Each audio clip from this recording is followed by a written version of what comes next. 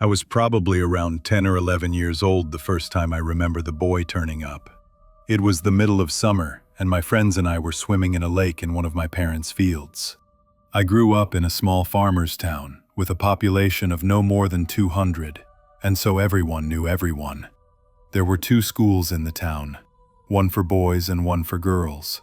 I'm not sure why they split them by gender, and I'm pretty sure both have merged now, but that's what it was like when I lived there. I'm going to tell it how I remember it happening, but my friend who was there at the time remembers it slightly differently than I do. So, as I was saying, my friends, about 4 of us in total, and I were swimming in the lake at the bottom of one of my parents' fields. It was about a 15-minute walk from my main house. We had been playing there for a while when we heard someone calling to us. We looked over and saw the boy standing at the edge of the lake, completely naked. Once we noticed him, he shouted if he could play with us. He looked to be around the same age as us, maybe a little older, but not by much. He was super pale, like white pale. I remember being amazed and kind of jealous of his super bright green eyes. He also had shoulder-length white blonde hair, like Draco Malfoy's blonde. I looked to my friends and we said, yeah, and he came into the lake with us. None of us recognized him. Which, as I said, was weird, because we had all lived in this tiny town our whole lives, and everyone basically knew everyone living there. He introduced himself as Richard, but he said he preferred if we called him Richie, so we did. I remember asking Richie where he was from, but he would go all awkward and never give a straight answer.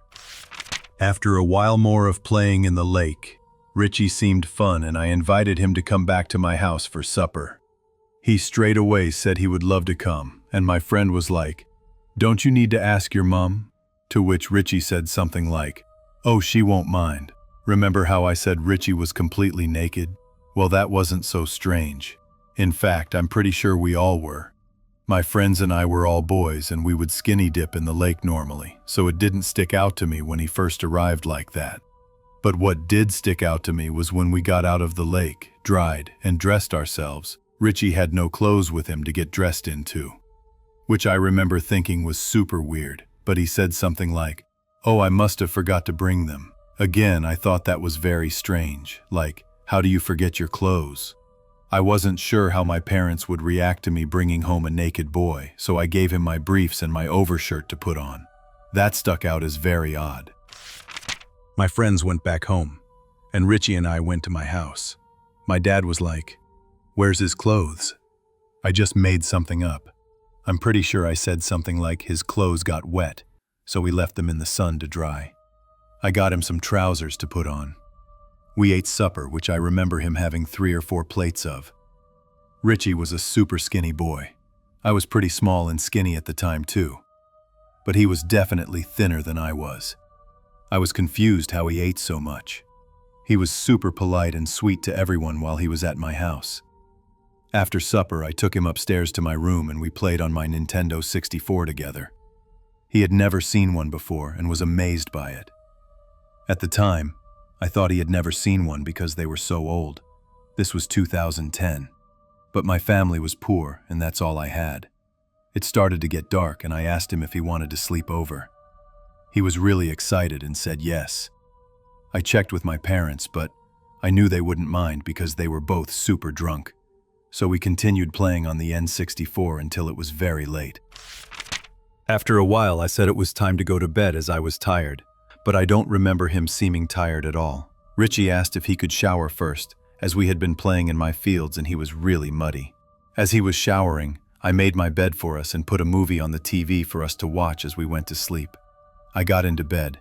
Richie came in about 5 minutes later and was completely naked again. I asked, "Did you walk from the bathroom like that?" He said yes and didn't seem to care at all. He got into my bed. I asked him if he wanted any pajamas and he said no, it was too hot. Which, to be fair, I remember it being really hot that day. I had a Scooby-Doo movie on, and he was really excited by it and didn't know anything about them. Looking back, he didn't seem to know any pop culture at all. I mean, we were behind the times in my small town, but we still knew most pop culture. I had slept in quite a lot the next day, but when I woke up, Richie wasn't in my room. I went and asked my mom if she'd seen him, and she said he left early that morning after his parents rang our house. How they knew he was with us or where to ring, I'm still not sure. Richie had taken some shorts from my room because my mom said he couldn't leave without clothes on. I was a little disappointed he left without me, or at least without saying goodbye or leaving any way of contacting him. He turned up again a couple days later when my friends and I were swimming in the lake. This time he brought clothes, but I'm pretty sure he only brought some briefs and a shirt with no pants, which I again thought was weird. Over the next year, he and I became super close. We were like brothers. Over the year, I asked if I could see his home or meet his family, but anytime I asked anything personal, he would go awkward and not want to talk about it. Or he would just change the subject. I could see it made him uncomfortable, so I didn't push him. He did tell me he was homeschooled, which I thought was cool, because in my mind, that meant no school. As I said, we became really close over the year. I felt like he was more than a friend to me. It's difficult to explain. It's almost like we clicked from the first time we met. We became close really quickly, and I felt like I could tell him anything, and he would always help and support me. He helped me through so many hard times, and he definitely encouraged me to be a better person. It was almost as if he could sense when I was going through anything. For example, when my grandma passed away, I went out into my fields to cry as I didn't want to do it in front of my family. After sitting down in some random place, Richie turned up and sat next to me.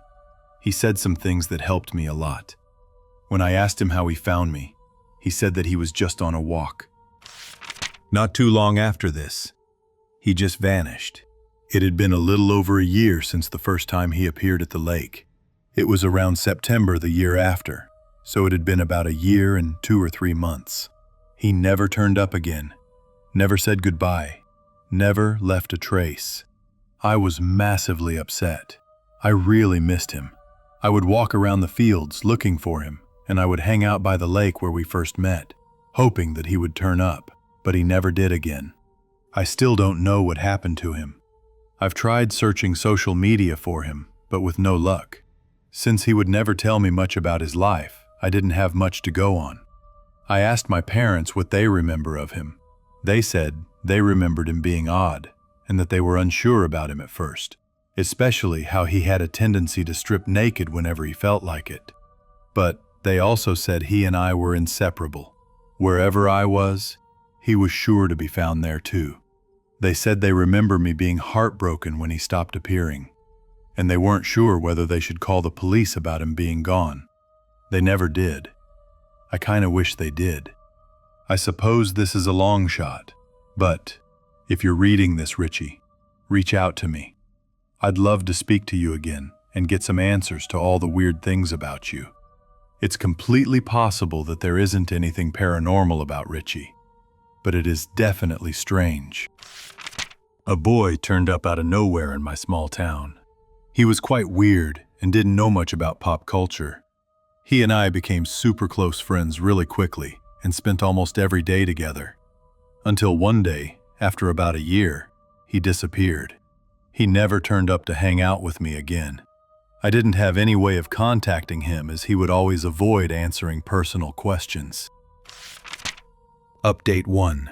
I am visiting my parents for a couple of weeks. I will search the house for any photos of Richie and me that I could share here. Though with 7 older brothers and a lot of family photos, I'm not sure I'll find anything. Also, there is a fun day at the local church to celebrate the school's breakup for the summer holiday. As suggested by a commenter, I am going to attend the coffee morning, where all the old people who live in the village go, even if this means waking up at 7 a.m.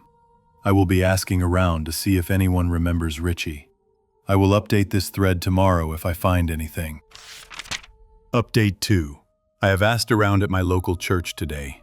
No one seemed to remember Richie. I started to lose a little hope, but word must have spread that I was looking for someone. An old lady, I'll call her Sharon, who I know but haven't ever really spoken to before, came up to me.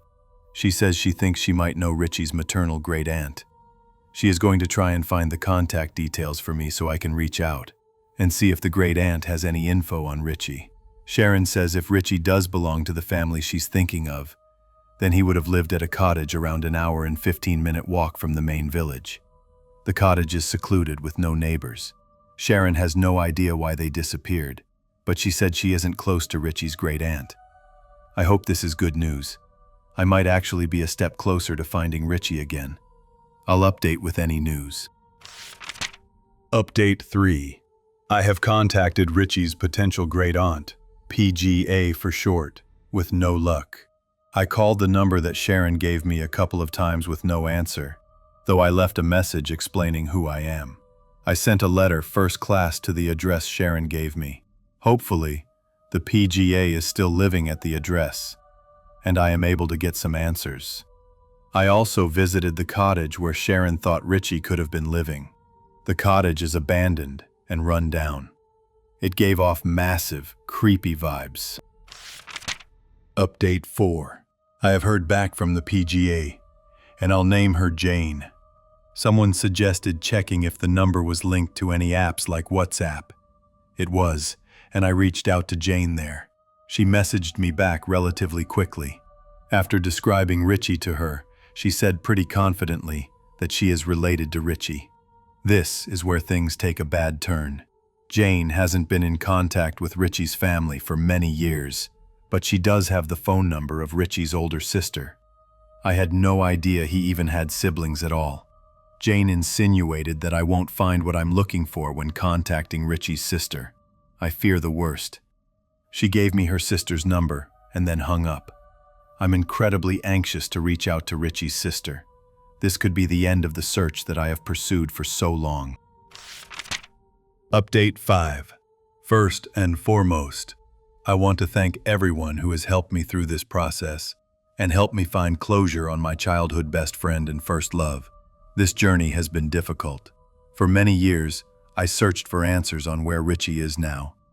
Sadly, it is not good news. Deep down, I think I feared and perhaps avoided searching in case this was the outcome. With help from everyone, I tracked down a distant relative to Richie who put me in contact with his older sister. For clarity, I'll name her Sarah. Sarah helped put into context Richie, his odd behavior, his unwillingness to show me his home, and his disappearance. Sarah revealed that Richie and his family suffered abuse and neglect at the hands of their father, who had severe mental health issues and drug problems. He was terrified of the outside world, believing the devil was constantly targeting him and his family. He kept them secluded.